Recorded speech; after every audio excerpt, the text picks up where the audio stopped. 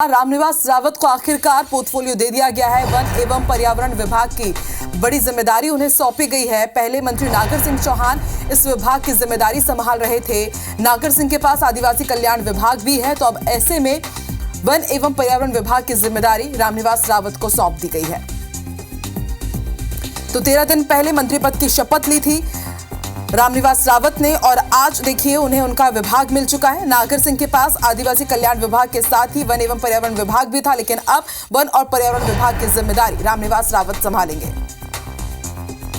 और चलिए सीधे रुख कर लेते हैं नवीन सिंह का, हमारे साथ संवाददाता लाइव जुड़ चुके हैं। नवीन, देखिए बेहद महत्वपूर्ण जिम्मेदारी सौंप दी गई है रामनिवास रावत को। 13 दिन पहले उन्होंने शपथ ली थी मंत्री पद की, और आज उन्हें उनका पोर्टफोलियो मिल गया। लेकिन अभी सबसे बड़ा सवाल यह है कि उपचुनाव होना है। क्या माना जाए कि जो विभाग उन्हें सौंपा गया है, क्या यह भी कारगर साबित होगा उस पर्टिकुलर एरिया के लोगों को यह बताने के लिए कि देखिए इतना महत्वपूर्ण डिपार्टमेंट उन्हें दिया गया है?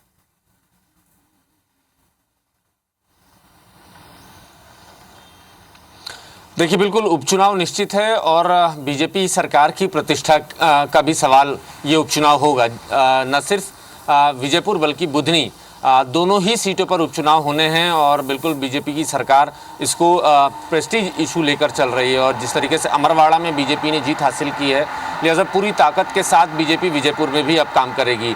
लेकिन इस बीच में रामनिवास रावत को एक बड़ा विभाग मिला है। वन महकमा अच्छा खासा विभाग माना जाता है और काम करने का बहुत मौका मिलेगा, काम करने के बहुत चांस है रामनिवास रावत के सामने।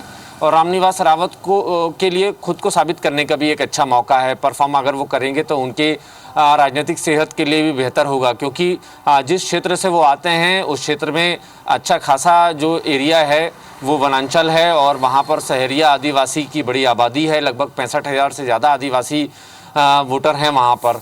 तो अगर ये बेहतर काम करके दिखाते हैं तो उपचुनाव में उनको नतीजे के तौर पर सामने भी आएगा। इसके अलावा मोहन यादव के सामने भी उनके नंबर अच्छे होंगे कि अगर बेहतर काम करके दिखाएंगे तो मोहन यादव का भरोसा भी उन पर बढ़ेगा। और चूंकि अभी मंत्री बने हैं, जल्द ही प्रभार के जिलों का भी ऐलान होने वाला है, तो उनके सामने एक और बड़ा मौका है खुद को साबित करने का। अमित शाह, जेपी नड्डा और मोदी जी के सामने खुद को साबित करने का। देखिए, वो ये भी कह सकते हैं कि आपने जो मुझे चांस दिया मैंने वो करके दिखाया। तो फिलहाल उपचुनाव के लिहाज से ये माना जा रहा है कि उनको वन विभाग भी दिया गया है, और वन विभाग के अलावा जल्दी ही उनको प्रभार का जिला भी अलॉट होगा।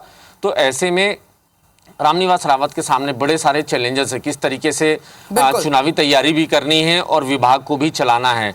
क्योंकि जो बीच में खबरें हमें मिली कि वहाँ पर बीजेपी के पूर्व विधायक सीताराम आदिवासी वो भी टिकट की दावेदारी विजयपुर से कर रहे हैं, लेकिन ये तय है कि टिकट रामनिवास रावत को ही मिलना है, चूंकि अब वो मंत्री बन गए हैं।